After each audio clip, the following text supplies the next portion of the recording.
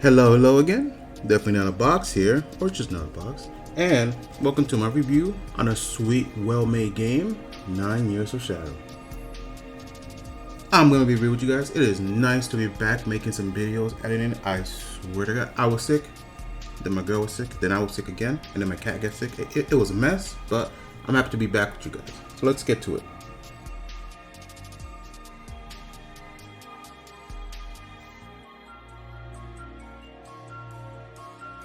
Nine Years of Shadows is a short, sweet, it's a metroidvania. And if you know anything about me, I love metroidvania. In fact, this is my wish list.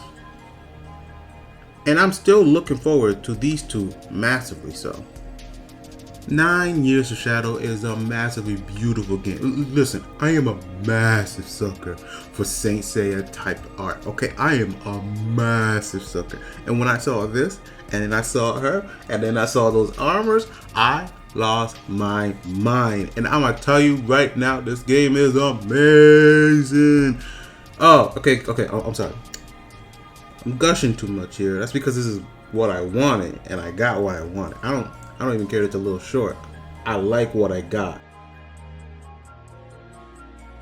On top of that, you've been hearing it. The soundtrack of this game, it is so good. It doesn't need to go this hard. It doesn't need to go this hard. Just, this is my favorite track in the game. This is my favorite. Look, I hate it because you're never here enough. You never hear long enough. Just hear it out. Just hear the song. It's so good.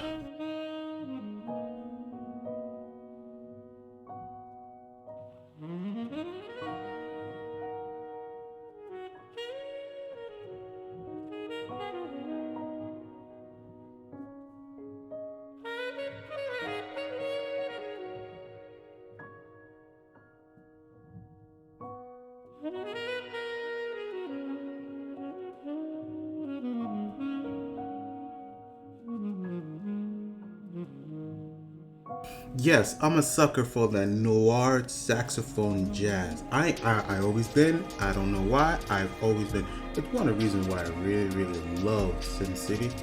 Not getting into that. Go watch it. It's a masterpiece in cinema. 9 Years of Shadow is one of the games where it knows what it is and it knows what it wanted to be. And it did everything in its power to become that. I'm sure the developers wanted to put more into this game, but seeing how this game was kickstarted, look at all of those names. They probably had to narrow down their focus and what they could do and what they wanted to do. And I think what they did here was really well done, really well executed. Music, again, phenomenal. Visuals, phenomenal. And now let's talk about the gameplay. When it comes to the gameplay, it's your standard, what you've grown and learned to love about metroidvanias, right? Or just side-scrollers in general. You move up, down, left, right. You jump, you attack. This intro area shows you the exact basic. Wait, this is black and white. What did I say about noir? Yeah, there it is. You're gonna hear this track as much as I can put in this video without killing it, alright? That's how much I love it. Fair warning. So as we can see, we're going through this tutorial area. We're getting chased by a giant phase. We're using what we know, the jumping, the slashing, the running. And we get to the boss. This is obviously not what we do. If you play any of Metroidvania, you know that if you lose, you're supposed to lose. This guy gives us the laser. Where have I seen this before? This will probably be a good time while she's getting killed to introduce her. This is Europa. I can't pronounce this, alright? You know what? Google, hook me up. Europa. Again, Europa is getting destroyed, and out of nowhere, a teddy bear shows itself out of nowhere. And for some strange reason, all the colors back.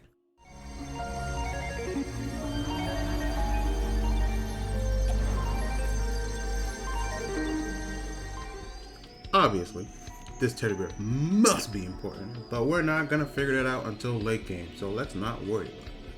The magical, color-bringing bear is known as a Pino. It's supposed to be an anagram for piano, and I allow this. I love this. If you didn't know, this game was heavily music themed. You will notice later when you hit or talk to some characters.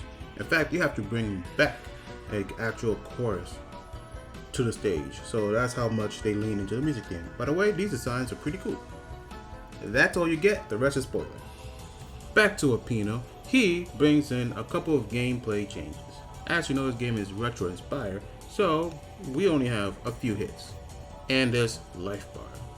What you don't understand is that this life bar can be recharged at any point in the game or during combat as long as you use a Pino.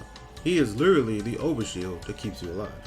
When he is depleted, you can now take actual damage to your health points. The red, if you did not know, and the blue is him. Now that's just one of the things that Pino can do for you. The secondly being that he can shoot projectiles for you, which will reach enemies from a distance, which is the safest choice sometimes, and it can also hit switches for you.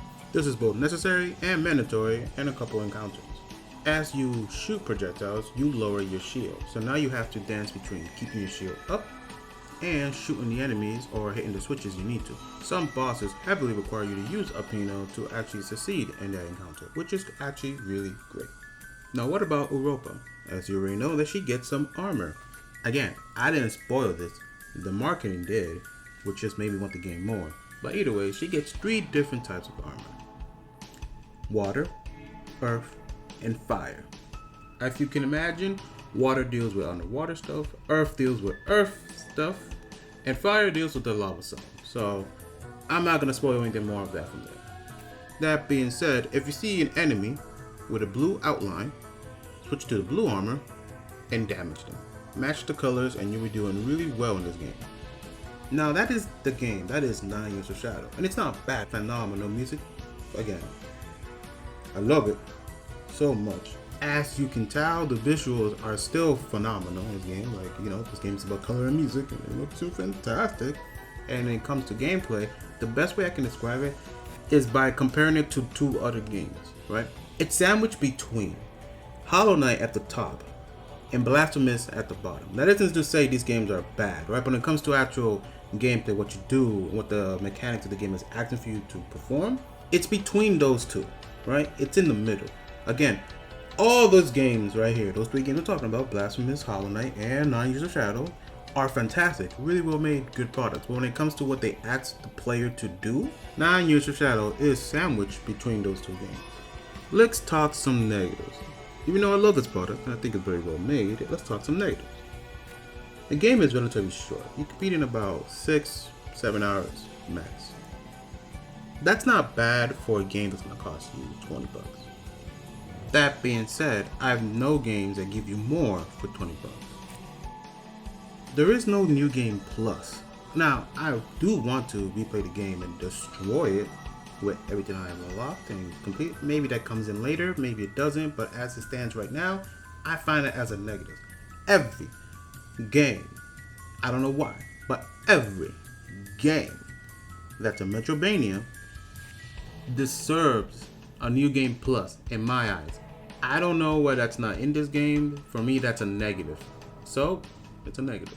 We may have a lot of different types of enemies, but the enemies are all the same, but palette swapping. I personally don't like that. I've dealt with it all my life in Final Fantasy. I don't appreciate that in my Metroidvanias. I know it's a small team, and I know that it's a very focused title, but just because you change the palette and the projectile doesn't mean it's not the same enemy. Lastly, the game did crash a couple times on me. Sucks. I know it sucks. I can't really hold it. It's an L, guys. It's an L. That being said, developers, I want more of what you did. Halberd developers, Halberd Studios, I like what we got. I like what you did.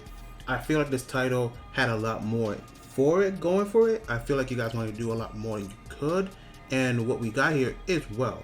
Instead of just delaying the game and making empty promises or half-assing it, you focus on what you could do and what you could make, and everything here is well polished. Besides crashing randomly, which just happened like 3 times for me. I will have to give this game 9 Years of Shadow. If I had to rate it is a 7 out of 10.